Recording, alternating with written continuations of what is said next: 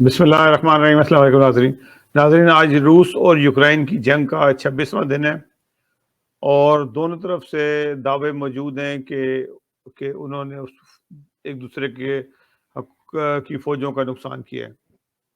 بظاہر نظر تو یہی آتا ہے کہ روس کا پلہ بھاری ہے اور روس نے یوکرائن کے زیادہ نقصان کیا ہے، اور جو اموات ہوئی ہیں اس کا تخمینہ ابھی لگانا بہت مشکل ہے، کیونکہ دونوں طرف سے جو دعوے کیے جا رہے، روس کے زیادہ دعوے نہیں ہیں لیکن یوکرائن کے دعوے تو ہزاروں میں چلے جاتے ہیں اور بے تحاشا بڑھ جاتے ہیں۔ یعنی کہ کل اور آج جو جنگ ہوئی ہے اس میں روس نے اپنی جو حکمت عملی ہے تبدیل کی ہے، اور جو پریشر سے جنگ تھی جو یوکرائن کے اوپر، وہ انہوں نے کم کر دی ہیں۔ 20 تاریخ کو انہوں نے ہائپرسونک میزائل استعمال کیے جس سے کافی نقصان پہنچا یوکرائن کا، لیکن اس کے بعد تھوڑی خاموشی ہو گئی، لیکن خاموشی روس کی طرف سے ہوئی، لیکن یوکرائن کی طرف سے جو پے در پہ حملے جو ہیں وہ اب شروع ہو چکے ہیں۔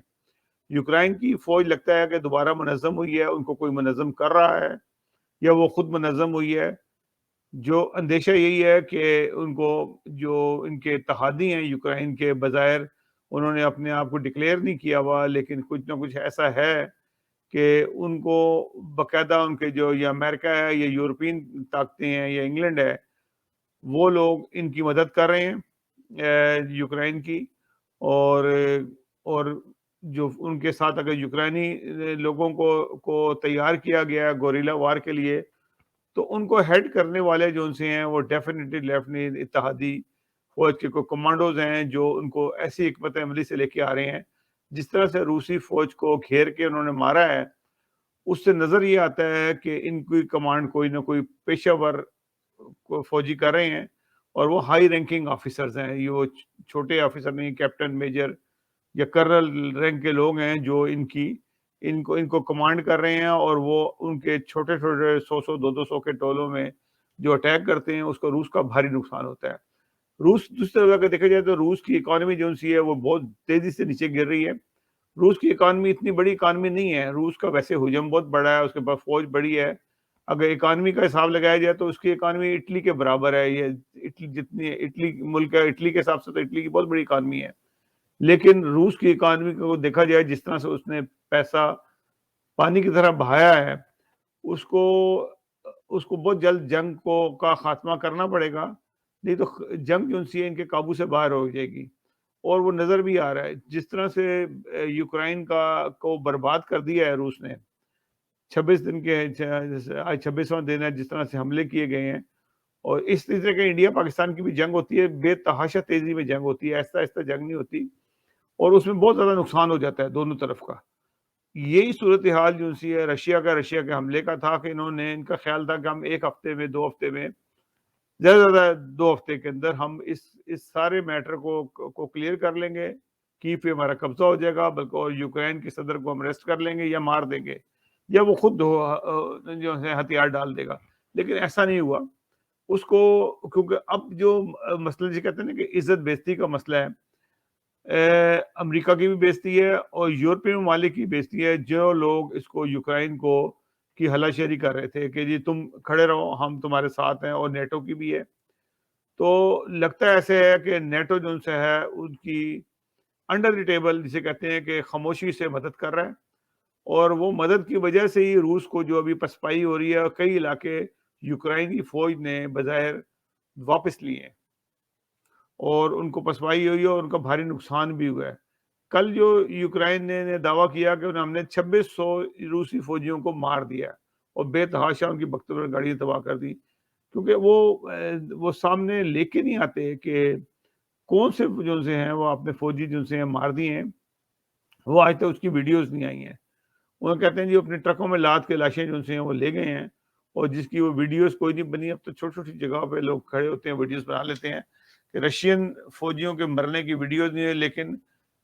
حالات سے نظر یہ آتا ہے کہ رشیا کو نقصان ہوا ہوگا، کیونکہ یوکرائنی فوجی یا ان کے ساتھ جو کمانڈوز ہیں جو ان کو ٹرینڈ کر رہے ہیں، جس طرح سے حملے کیے گئے ہیں اس میں نقصان ہوا ہوگا، اور روس کی جو اکانومی کے اوپر جو اثر پڑنے والا ہے وہ بہت بڑا اثر پڑے گا۔ اور وہ اثر ہو سکتا ہے کہ وہ چائنا ان کی مدد کر دے، چائنا سے مدد مانگی ہے اور چائنا نے مدد بھی کرنی ہے۔ اب یہ جنگ جو سی ہے تھوڑی سی طویل ہوتی یوں نظر آ رہی ہے کہ اب روس اگر جان بھی چھڑانا چاہے گا تو یوکرائن اس کی جان نہیں چھوڑے گا، اور نیٹو فورس جو یوکرائن کی مدد کر رہی ہے اندر دی ٹیبل، اور اپنے لوگوں کو بھیج کے جس طریقے سے گوریا وار جنگ شروع ہو چکی ہے، یہ جو گوریا وار جنگ اس وقت تک رہے گی جب تک روس بالکل یوکرائن کو خالی نہیں کر دیتا، اور اگر وہ خالی کر بھی دیتا ہے تو اس کا نقصان جو روس کو ہوگا، اب یہ اگر 26 دن میں واپسی میں بھی جاتا ہے تو اس کا مطلب ہے کہ 2 مہینے جو ان سے یہ جنگ اگر رہتی ہے تو اتنا بڑا نقصان روس کا ہو جانا ہے کہ اس کو دوبارہ سے اپنے آپ منظم کرنے میں ایک بہت بڑا ٹائم لگے گا۔